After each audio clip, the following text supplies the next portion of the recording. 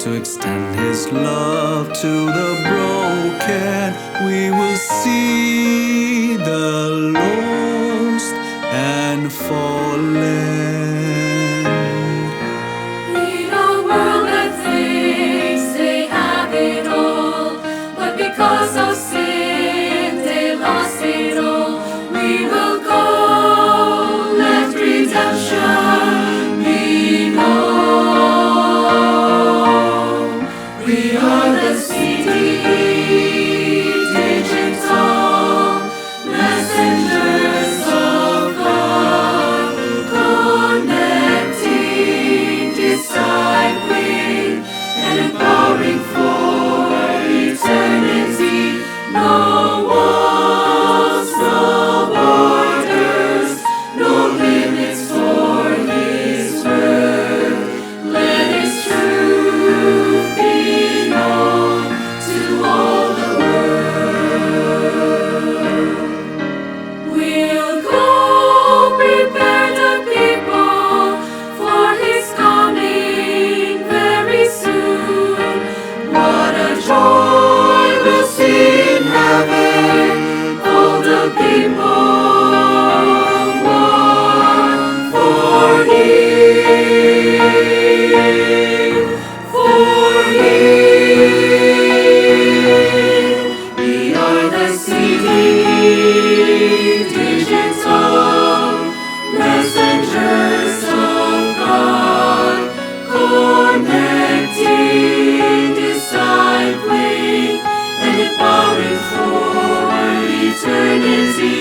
No walls, no borders, no limits for His word.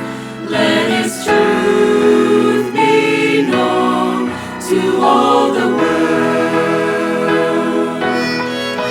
No walls, no borders, no limits for His word.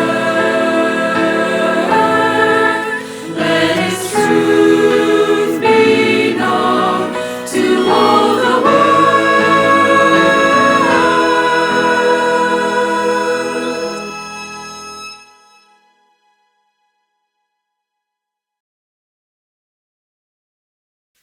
Greetings and welcome to day 14 with our ongoing program entitled Point 28, brought to you by Adventist World Radio, the Center for Digital Evangelism.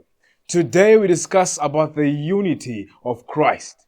Just as Jesus and His disciples worked towards the Bible, we as Adventists strive to maintain that capacity. We strive to support each other in this mission. So let's take time and study deeper, look at the unity via the body of Christ. Stay blessed, my dear friends. Let us pray. Eternal Father in heaven, Father, thank you, Father, for the gift. Thank you, Father, for everything you've done for us. We ask that, Father, we commit this study into your hands. Speak to us, we pray. In Jesus' name, amen. Hello everyone, I'm Carl and we are glad to be here with you today as we discuss a very important topic, unity in the body of Christ.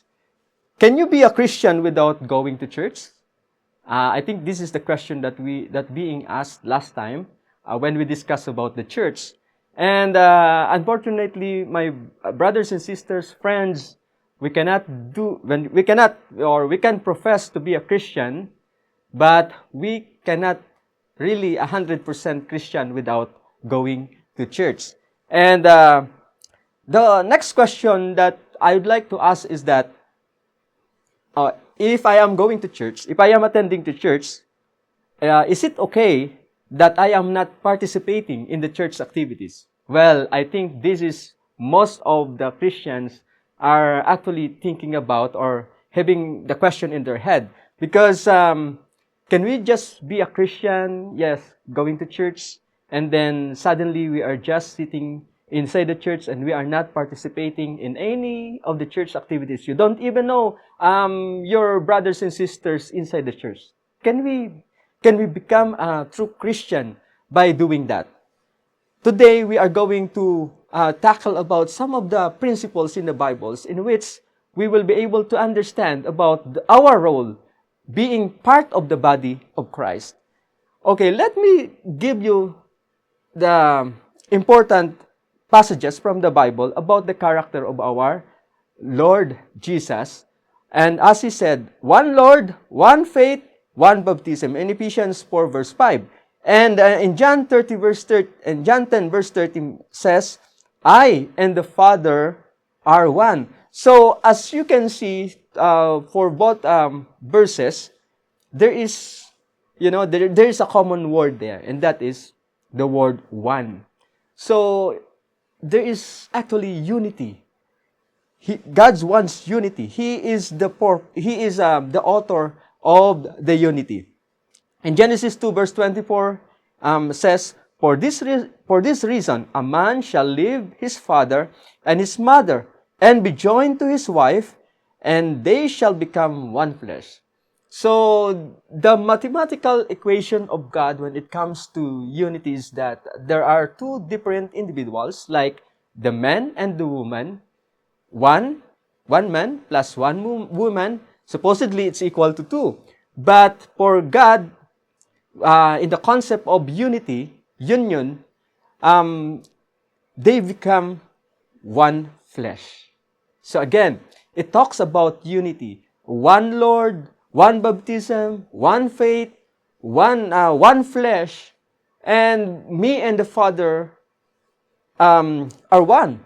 So we have understand and we have learned about this common word, one, or unity. Brothers and sisters, you can see in the picture that there are many parts in one body. For in Romans 12 verses 4 and 5 says, For just as each of us has one body with many members, and these members do not all have the same functions. So in Christ, we, though many, form one body, and each member belongs to all the others. Brothers and sisters, as you can see, my friends, there is one body. So, all of us, if we are being, baptized in one faith, one baptism, and we accepted Jesus Christ as our Savior, what will happen is that we will belong to one family of God. And that family, mentioned in the Bible as the church, or what we call it, the body of Christ. And that body of Christ has different functions. It has many parts. So, as we can see here, each member belongs to all the others. So, that means you are not going to independently do what you want to do, but instead you are considering your actions or your cooperations with other members of the church to unite in the one body or one body of Christ, or what we call it, the church. Ephesians 4 verse 3, Make every effort to keep the unity of the Spirit through the bond of peace. So we have to make the effort to be united inside the church. So, as what I've asked a while ago, the question if we are going to be, if we are just sitting in the church and, the service will just over, and we are not even, shaking hands with our brothers, or we just say hi a bit and then just smile a bit, and then we'll just go out on the church, and we are not even aware of the programs and all the responsibilities of the church. What will happen, brothers and sisters, is that we are not exerting effort to be part and to unite the church as a one family of God. So what will happen is that the missing function that God has entrusted you is actually, you are not giving it, or you're not contributing to the whole body system of what we call it the church. So brothers and sisters, friends, the good thing about what we are doing, what we are actually discussing today, is that God, in His marvelous ways, entrusted us a responsibility that you and I should contribute to the whole system of the church. And according to John 17 verse 11, am I no longer in the world, but they are in the world, and I am coming to you, Holy Father, keep them in your name, which you have given me, that they may be one, even as we are one. This is the prayer of Jesus Christ before He left the world. And as He is contemplating that, Lord, God, Father, may your Spirit be upon the people, upon my people, so that they will be one in spirit, and they are in unity. And in 1 Corinthians 12, verse 10 to 11 says, and to another the working of miracles, and to another prophecies, foretelling the future, speaking a new message from God to the people, and to another discernment of spirits, the ability to distinguish sound, godly doctrine from the deceptive doctrine of man-made religions and cults, to another various kinds of unknown tongues, and to another interpretations of tongues. All these things, the gifts, the achievements, the abilities, the empowering, are brought about by one and the same Spirit, distributing to each one individually just as He chooses. Brothers and sisters, this verse tells us that we have special gifts coming from God to be part of His system in the body of Christ, which is the church. So let's say maybe some of you will become hesitant to participate in the church because, like, let's say I'm not good in speaking. I cannot participate inside the church. Well, maybe you are not good in speaking, but maybe you can sing. So, in my case, I cannot sing. I don't have, I'm not good in music. So, what will happen? So, I cannot participate in the choir activities, in the serenading, and in singspirations and all, and anything, any activities that relates to music. Yeah, basically, I cannot do that. But God is actually telling us in these verses, in 1 Corinthians 12, verse 10 to 11, says that God actually entrusted us different kind of gifts that we can be used in His service. And according to 1 Corinthians 12, verse 12 says, for just as the body is one and yet has many parts, and all the parts, though many form one body, so it with Christ. Many parts. So, as we are talking about unity, unity does not mean uniformity. Uniformity.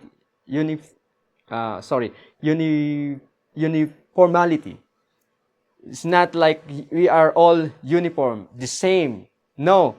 Unity means in a diverse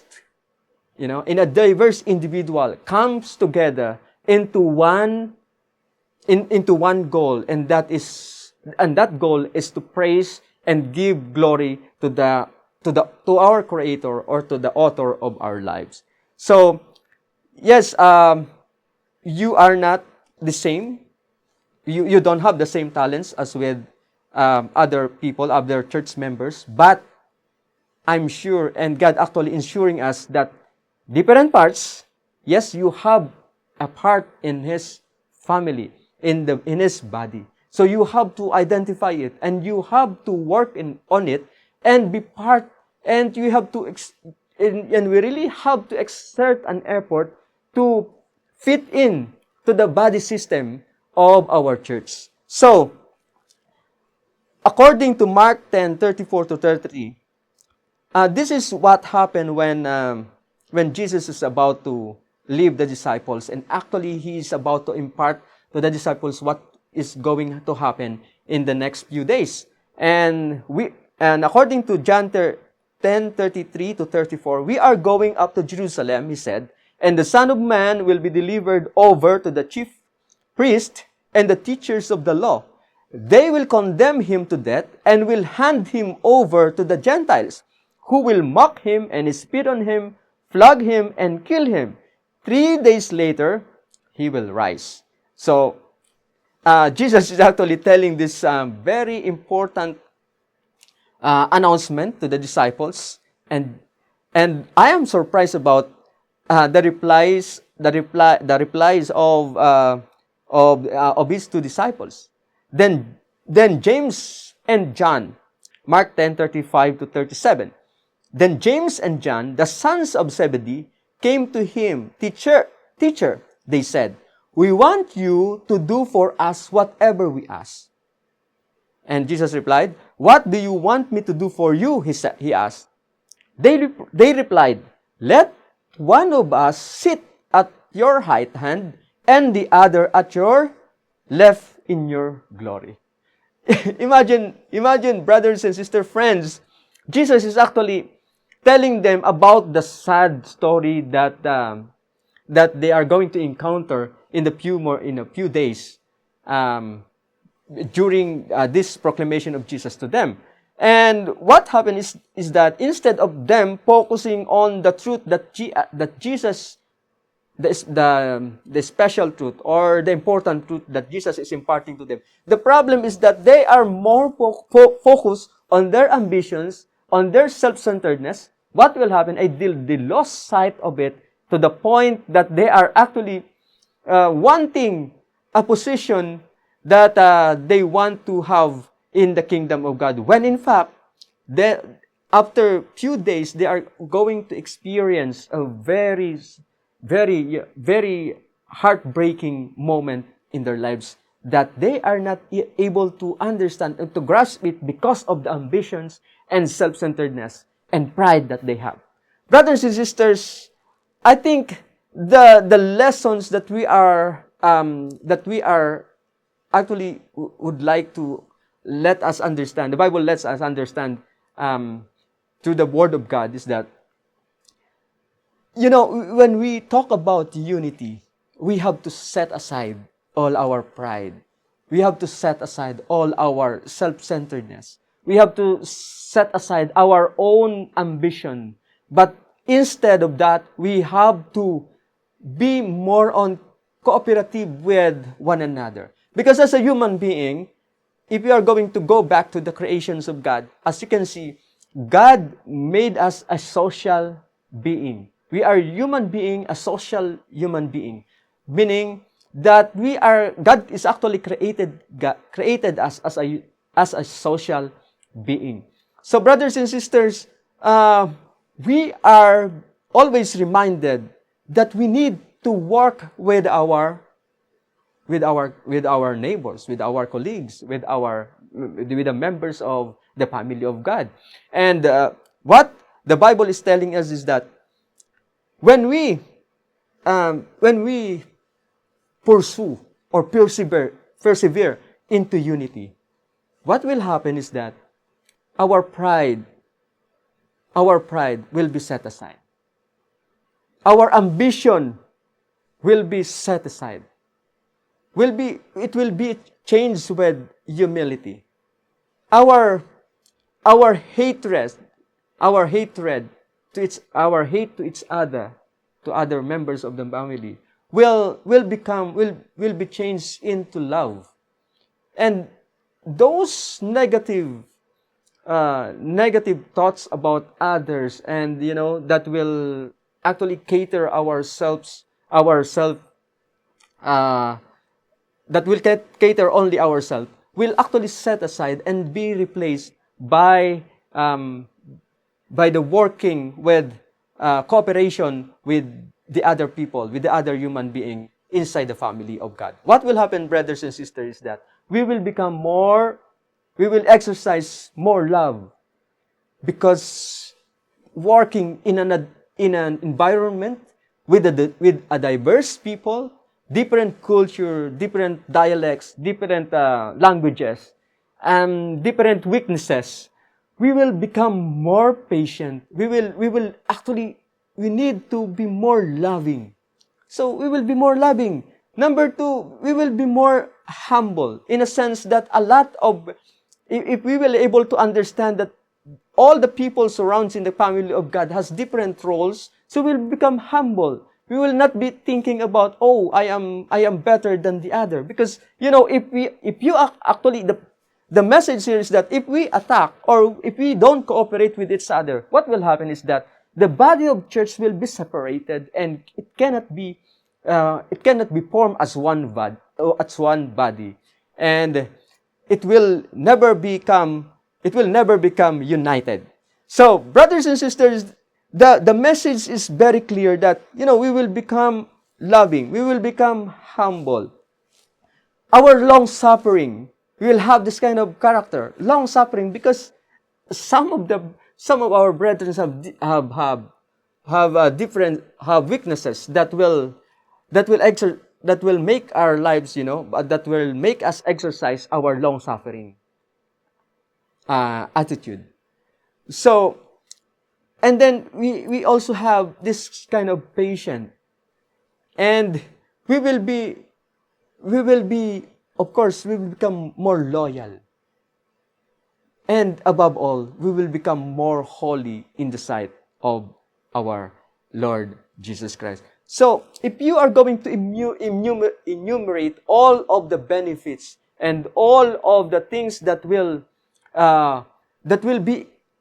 have an effect if we pursue the unity inside the church, is it wonderful that if we are going to summarize those kind of characters that we will be cultivating while we are pursuing the unity is actually the Christ-like character.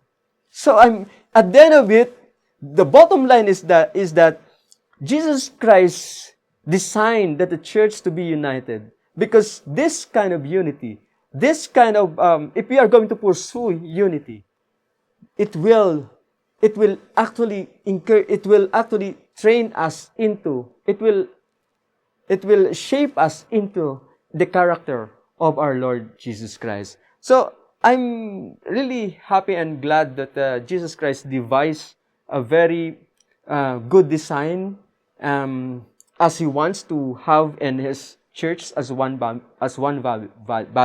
and as one family. And you can see here in John 17:20-21, Jesus prays for all believers. My prayer is not for them alone. I pray also for those who will believe in me through the message, that all of them may be one, Father, just as you are in me and I am in you. May they also be in us, so that the world may believe that you have sent me. Brothers and sisters, the level of unity that Jesus Christ prayed for us before He left this world. The prayer is that the level of unity is that it should be the level of unity between Him and the Father. Can we actually do that? It's hard because their unity cannot separate Jesus Christ and the Father. And He said in John 17:20-22, I have given them the glory that you gave thee, that they may be one as we are one, I in them and in you, so that they may be brought to complete unity. Then the world will know that you sent me and have loved them, even as you have loved me.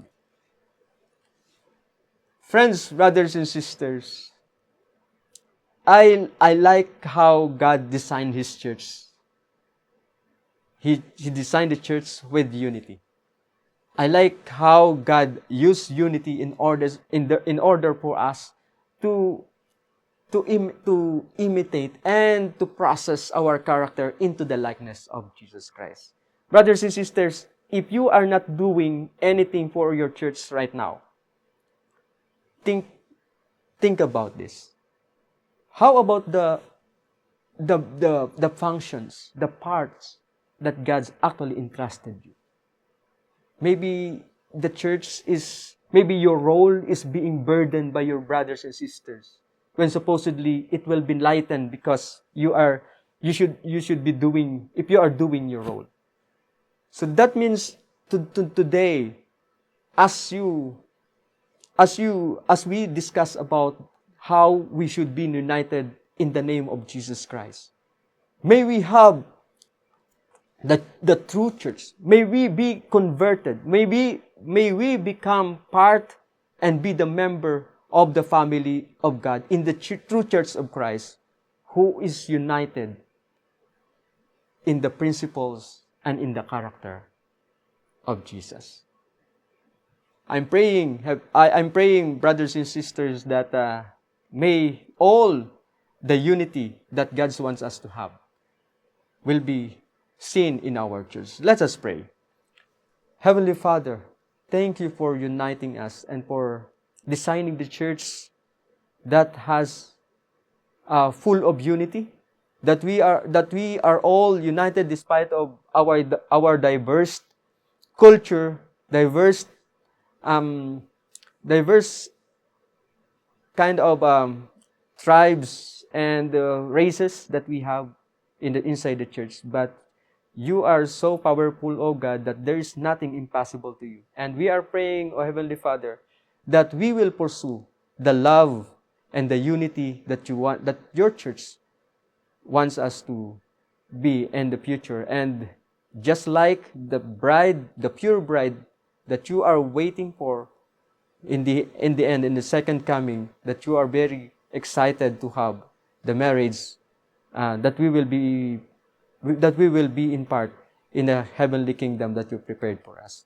Guide us, Heavenly Father, as we pray for the unity of the church. In Jesus' name we pray. Amen. When we accept Christ's forgiveness and choose to live for Him, we become part of His worldwide family. And Jesus doesn't want His family to have disunity or divided by any petty stuff. My dear friends, in fact, Jesus Himself specifically prayed to God that His followers may be united right before He went to heaven. We see this in John 17, verse 11. Thank you for watching. May God bless you. We shall meet again tomorrow. Stay blessed. Thank you for joining us in this beautiful, magnificent Bible study that we're doing, Point 28. And if in case you have more questions, you want to clarify things, then you can send us a message, send us an email, comment down here in this video so we can guide you in a Bible study. Once again, if you have questions, if you want to learn more, if you want to have a Bible study with us, we are more than willing. Our missionaries will be ready to share a Bible study with all of you.